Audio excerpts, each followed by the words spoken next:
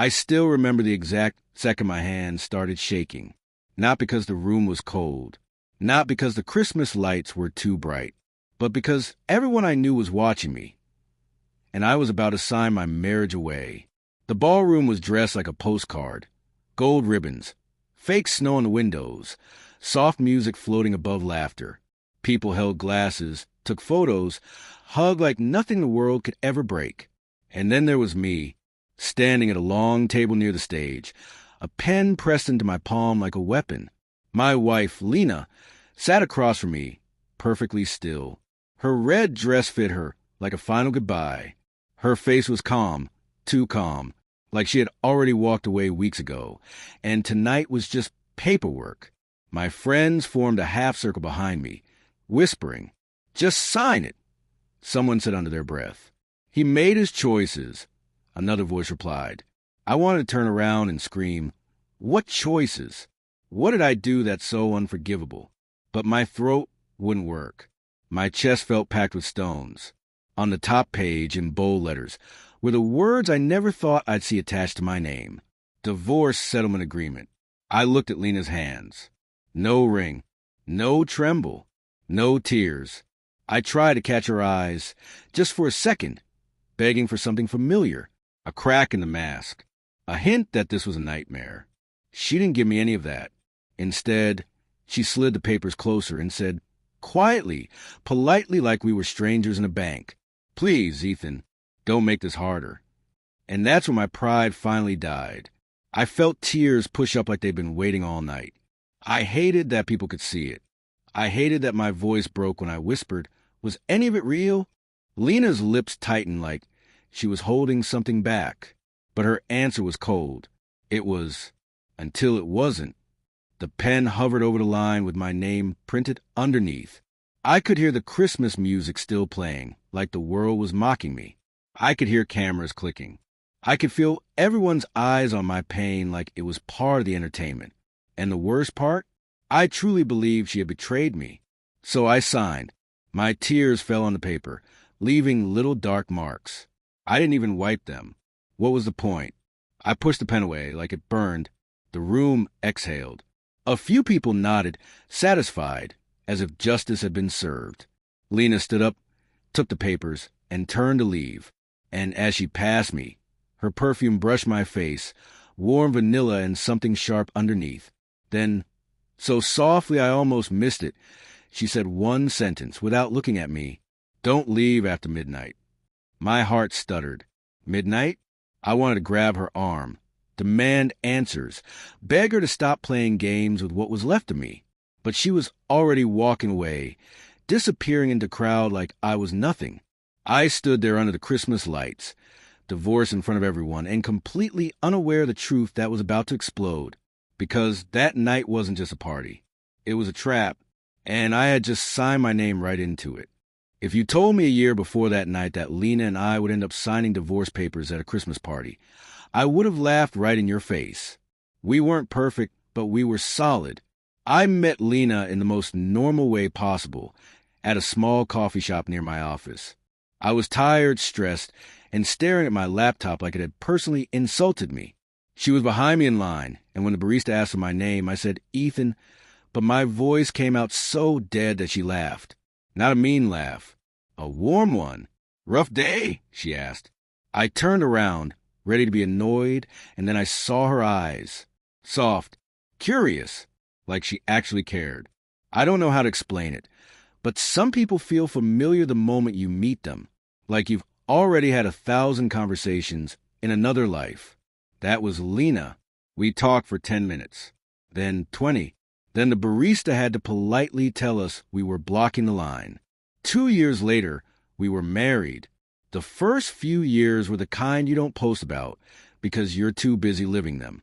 Cooking together, laughing at dumb shows, dancing in the kitchen at midnight, holding hands in the car like we were still afraid we'd lose each other. I started a small business, nothing flashy, just a company I built from scratch, with long nights and cheap coffee. Lena supported me through all of it. She'd sit across from me while I worked, reading a book, occasionally looking up to smile like she was proud. And I was proud too. proud of the life we made. Then there was Mark. Mark was my best friend since high school. The guy who sat next to me during exams and slipped me answers. The guy who helped me move into my first apartment. The guy who was there when my dad passed away. Not saying much, just sitting with me in the silence. When I started my business, Mark offered to help with the numbers. "I'm good with money," he said. "Let me handle the boring stuff." He became our accountant. Unofficial at first, then official. He knew everything. Our finances, our plans, our weak spots. And Lena trusted him too. Why wouldn't she? He was practically family. That's why the first time I noticed something strange, I ignored it. Lena started getting quiet around me. Not angry, not cold, just distant. Like her mind was always somewhere else. I'd ask, "Everything okay?" And she'd say, "Yeah, just tired." But it wasn't tired. It was guarded. Then little things started happening. Missing receipts. Random business issues that didn't make sense. Clients suddenly changing their minds without warning. And worst of all, Mark whispering things like, "Man, you've been under pressure. I hope you're not doing anything that'll hurt Lena." I'd laugh it off. "What are you talking about?" He'd shrug like he didn't want to say, like he was protecting me from myself. That's how it started. A few weird moments. A few uncomfortable questions. Just enough to plant a seed. And once a seed is planted, it doesn't need much to grow into something ugly. I didn't realize how dangerous silence could be until it lived in my house. At first, Lena's distance felt like a phase. Work stress, holiday stress. Life happens. So I tried harder. I brought flowers home. I planned date nights. I cooked dinner even when I was exhausted. But something had shifted. She'd smile, but it didn't reach her eyes. She'd say thank you, but it sounded like she was reading it off a script. And then came the looks. The kind that make you feel guilty even when you don't know what you did. One evening, I came home late. Nothing unusual during a busy season. Lena was in the living room, the TV on, but muted. She wasn't watching it. She was waiting. She asked, "Where were you?" "At the office." I said, "We had that client call." She nodded slowly, like she was listening to a lie. "Who was there with you?" she asked. I blinked. "What?" "Just answer," she said, still calm, still too calm. I didn't want to fight. So I answered. Mia was there. She's my assistant. And Mark stopped by. At the name Mia, Lena's jaw tightened. Mia was 26, smart, friendly. She did her job well. That was it. I never gave her a second thought beyond work. But Lena looked like I had just admitted something terrible. She stood up and walked away, leaving me sitting there like an idiot, trying to understand a conversation I wasn't invited into. Over the next 2 weeks, things got worse. Lena's phone started buzzing more, and she'd step out to answer. Mark began visiting our house more often, always when I wasn't expecting it. And then I started hearing it from other people. Little comments. "So, you and your assistant, huh? Must be nice, working late all the time. I didn't think you were that kind of guy, Ethan." I'd laugh at first because it was ridiculous.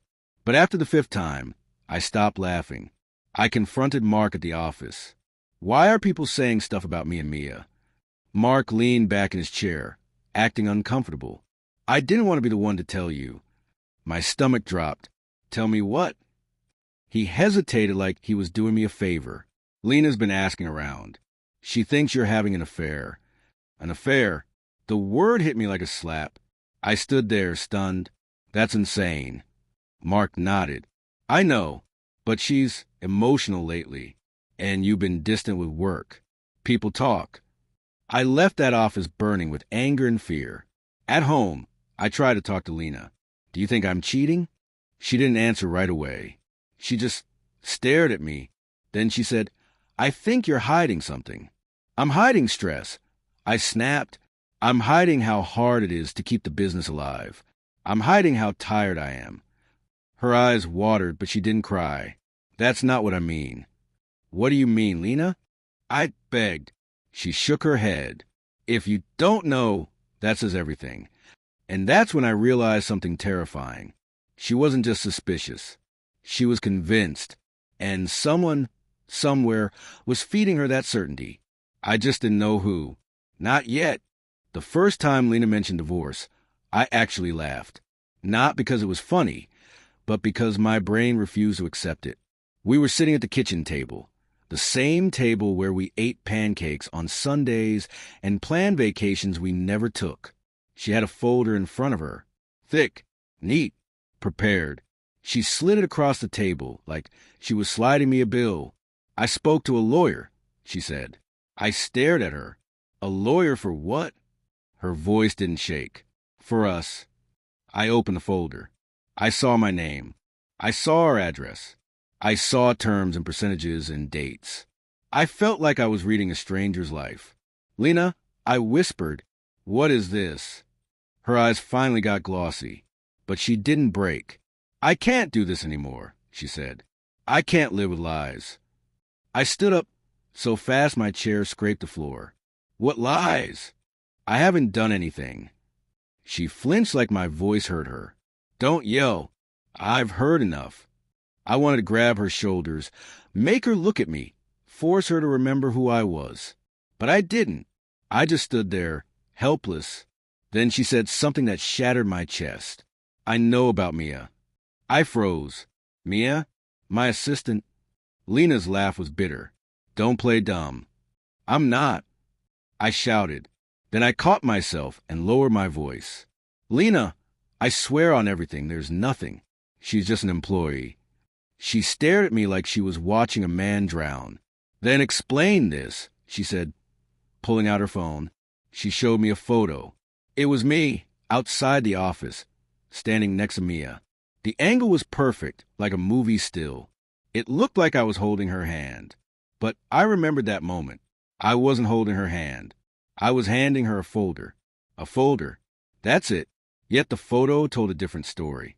My stomach twisted. Where did you get that? Lena looked away. It doesn't matter. Yes, it matters, I said, voice shaking now.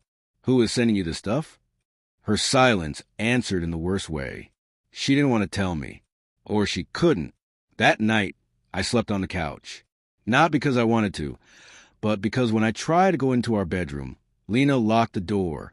I stood in the hallway, hearing her quiet sobs through the wood, and I felt like my world was being erased 1 hour at a time.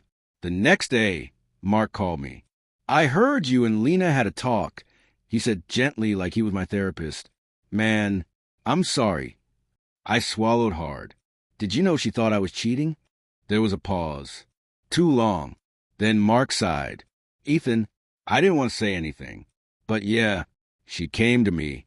She asked if I'd noticed anything. My hands went cold. And what did you tell her? Mark spoke carefully. I told her the truth, that you've been acting different. That Mia is around a lot. That it's possible. Possible. He said it like he was being fair. But it felt like he just pushed a knife deeper. You think I'd do that to her? I snapped. Mark lowered his voice. I don't know what you do under pressure. People change. I hung up, breathing hard. And in that moment, I made the biggest mistake of my life. I started doubting myself, instead of doubting the man whispering poison into my marriage. Because Mark wasn't just watching my life fall apart. He was guiding it. And Lena was holding something inside her that I couldn't see. Something that was about to turn this whole story upside down. The party was Mark's idea. He called it a fresh start event. Holiday celebration, business partners, friends.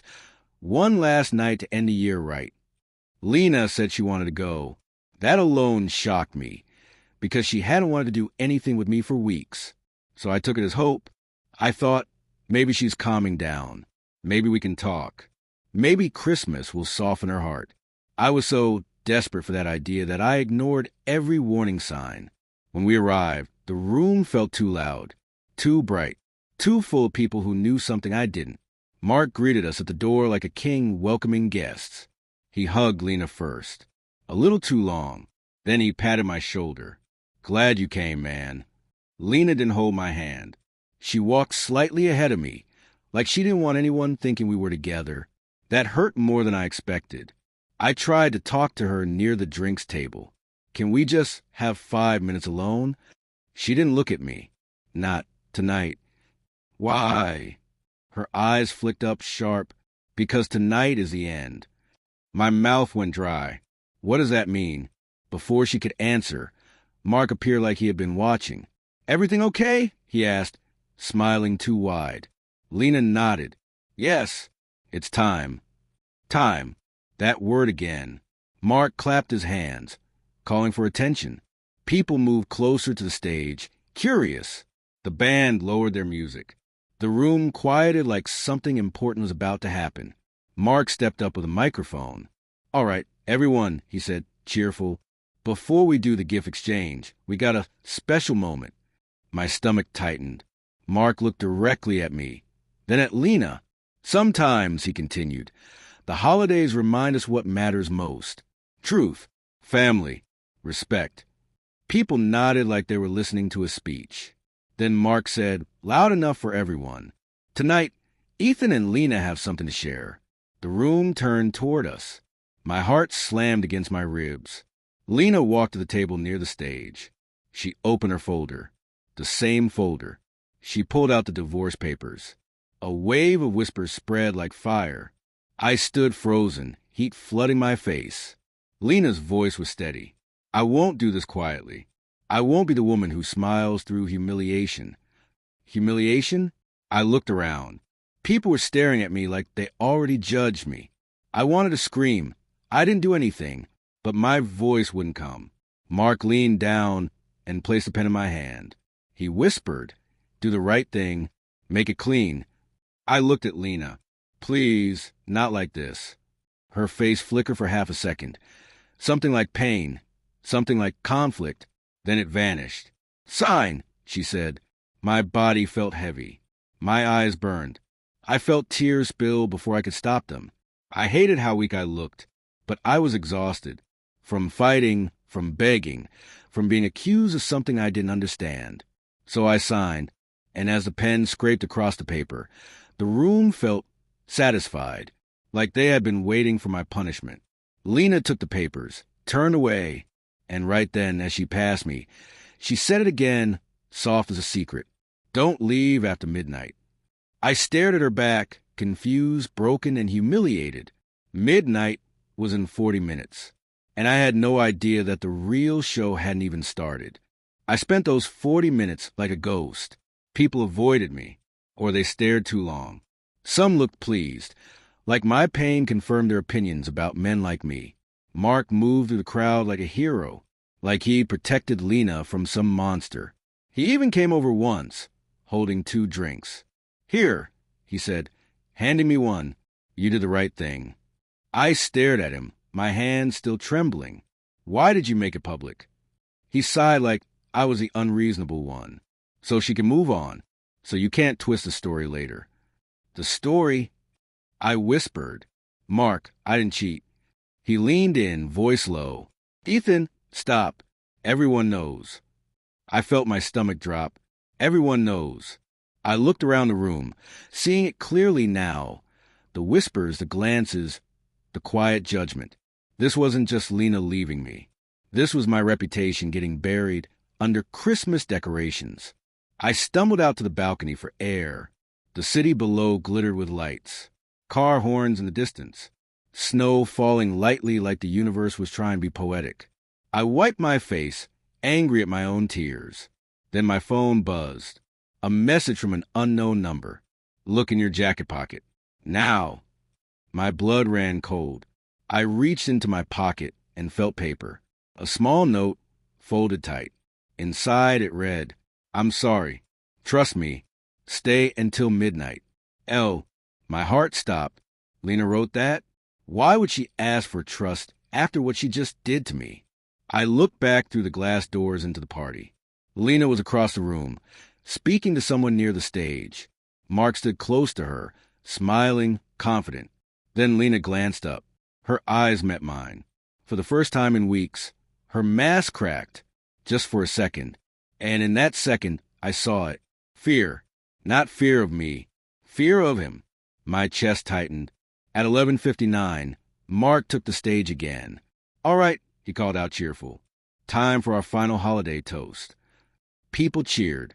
Mark raised his glass. To new beginnings. To cutting out what doesn't serve us. And to Lena, who had the courage to choose herself. Applause exploded. Lena stepped beside him. My hands clenched. Then Lena took the microphone. The room quieted again. She looked at the crowd, then at Mark. Her voice was calm, but there was something underneath now. Something sharp. "Before we toast," she said, "I want to share the truth." Mark's smile stayed on, but his eyes narrowed. Lena continued, "Tonight, you all watched Ethan sign divorce papers. You think you saw a man getting what he deserved." A ripple moved through the crowd. I felt my throat tighten. Lena turned and looked straight at me. Her eyes were wet. "Ethan, I'm sorry." Mark laughed softly. "Lena, what are you doing?" She didn't look at him. "Finishing what I started." Then she lifted a small device from her clutch, like a remote. Behind them, the projector screen that had shown holiday photos all night flickered. The music stopped, and the screen changed. A video started playing. Mark's voice filled the room. Clear, confident. "Once he signs, it's done. He'll look guilty, and you'll get the company's share. We'll split it." The room froze. Mark's face drained of color. The video continued. Messages, bank transfers, recordings, proof of fake photos, proof of stolen funds, proof of him setting traps like a spider. My knees almost gave out. Lena's voice shook as she spoke over the video. "He wasn't protecting me," she said. "He was using me. He tried to destroy my husband and steal everything we built." Gasps, whispers, phones lifted. Mark stepped back, hands raised. This is edited." But his voice sounded small now. Lena looked at him, tears finally falling. "No," she said. "This is you." And in that moment, I realized a painful truth. Lena didn't betray me. She played a role to expose the real traitor. And I, standing there with my signature still fresh, had been the bait. I couldn't breathe. My brain couldn't catch up. All I could think was, what did I just sign? Was it real? Was our marriage actually over? Lena stepped off the stage and walked straight toward me, through the stunned crowd. People parted like she was a storm. She stopped in front of me, trembling now that the act was done. "I didn't have a choice," she whispered. "He had everything set up. I needed him to believe I was on his side." My voice cracked. "So you humiliated me to catch him?" Her face twisted in pain. I hated every second. "Ethan, Mark shouted from the stage, panic breaking through. "You set me up." Two men in dark suits moved in from the side of the room, security. Behind them, a woman I recognized from earlier, Officer Reyes. Lena had introduced her as a friend of a friend. I hadn't questioned it. Reyes walked straight to Mark. "Mark Harlan," she said firmly, "we have reason to believe you committed financial fraud, identity manipulation, and falsified evidence to steal assets." Mark laughed, desperate. "You can't arrest me at a party." Reyes didn't blink. "Watch us." Mark tried to step away. And that's when the final twist hit. Mia, my assistant, appeared near the bar, holding her phone up. "I recorded everything," she said loudly. "Every time he told me to accidentally leave documents out. Every time he asked me to stand close to Ethan for photos. Every time he promised me a promotion if I helped him expose Ethan." The crowd erupted. Mark's mouth opened, but no words came out. Lena looked at me, voice shaking. "Mia came to me weeks ago. She said Mark was using her, that he was trying to destroy you." My eyes stung again, not from humiliation this time, from the sick feeling of realizing how close I came to losing everything, because I trusted the wrong person. I stared at Mark. "Why?" Mark's face turned hard. "Because you had what I deserve," he snapped. "The company, the wife, the respect. You didn't earn it." I stepped closer, my voice low. "I earned every late night, every risk, every sacrifice." Mark's jaw clenched. "And I earned the right to take it." Officer Reyes nodded to security. They grabbed Mark's arms. He fought like a man drowning. Lena, tell them it's fake. Tell them. Lena didn't move. She just said softly, "You wanted a Christmas miracle, Mark." Her voice turned cold. "Here it is." They dragged him out as the crowd watched, silent now. Then I remembered the papers. I looked at Lena, panic returning. The divorce, was it real? Lena swallowed hard and reached into her folder. She pulled out the signed pages, then flipped them. The stamp at the bottom read, "Void for investigative purposes." My knees nearly gave out again. I let out a shaky breath. I didn't know I was holding. Lena's eyes filled with tears. I couldn't risk our real documents. Reyes needed him confident. He wouldn't confess unless he thought he'd already won. I stared at her, emotions crashing together. Anger, relief, heartbreak, love, betrayal, and then the biggest one of all, grief. Because even if it was fake, those tears were real. That humiliation was real. And we were going to have to rebuild from it. Lena reached for my hand carefully, like she wasn't sure she deserved to. I didn't pull away, but I didn't squeeze back yet either. Not yet. The party ended fast after that. No more music. No more laughter. People left in clusters, whispering a different story now. A story where I wasn't the villain. But I didn't feel like a hero. I felt like a man who had been thrown into a fire and told it was for his own good. Lena and I went home in silence.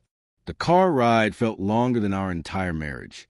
When we stepped inside our house, the quiet hit like a wall.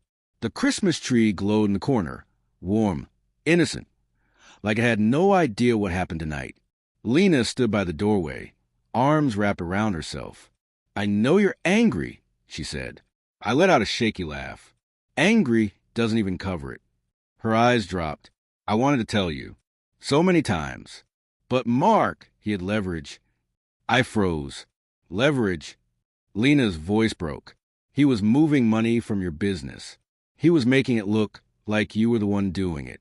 If I warned you too soon, he would have erased everything and blamed you. You could have lost the company. You could have." She stopped herself. "But I heard it anyway. You could have lost your life as you know it." I rubbed my face, trying to calm my racing heart. "So you chose to break me in public instead." Tears fell down her cheeks. "I chose to save you, even if you hated me afterward." That sentence knocked the air out of me, because when I replayed the last few weeks, I saw it. Her late-night phone calls weren't secrets for fun. They were strategy. Her coldness wasn't lack of love. It was armor. Her silence wasn't betrayal. It was restraint. But still, "You could have trusted me," I said, voice cracking. "I would have stood with you." Lena shook her head. "I didn't want you in danger. I didn't want you doing something emotional. Ethan, you love hard. You protect hard. That's why this worked. You looked real because you were real." I closed my eyes, breathing through the pain. Then I asked the question that had been haunting me. "Did you ever stop loving me?" Lena stepped closer, her voice barely a whisper. "Not for a second." I opened my eyes and saw her, really saw her, for the first time in weeks. She looked exhausted, bruised on the inside, like she had been carrying a war alone. I sat down on the couch, staring at the tree. I felt replaced. I admitted, like I wasn't enough. Like everyone believed I was capable of hurting you. Lena sat beside me, close but not touching. "I'm sorry," she whispered. "I'm sorry for the tears. I'm sorry for the stage. I'm sorry for making you feel alone." Silence stretched. Then I finally said it. "I don't forgive you yet." Lena flinched like she expected that. But I continued. "I will. I just need time." She nodded slowly, wiping her cheeks. "I'll wait." That night, we didn't fix everything. We didn't magically become perfect again. But we did something that mattered more than a perfect ending. We told the truth. And in the weeks that followed, Mark's case moved forward. More victims came out. More proof surfaced. His perfect image collapsed in front of everyone he tried to impress. Justice didn't need shouting. It just needed daylight. And me? I learned a lesson I'll carry forever. Sometimes betrayal doesn't come from the person you're looking at. Sometimes it comes from the person standing beside you, smiling while they quietly set your whole life on fire. So here's the moral, simple and real. Don't let outsiders write stories about your love. Talk, even when it's hard. Trust but verify. And if someone keeps feeding you fear, ask yourself why they need you scared. Because love can survive storms, but it rarely survives poison served as help. And that Christmas, I finally learned the difference.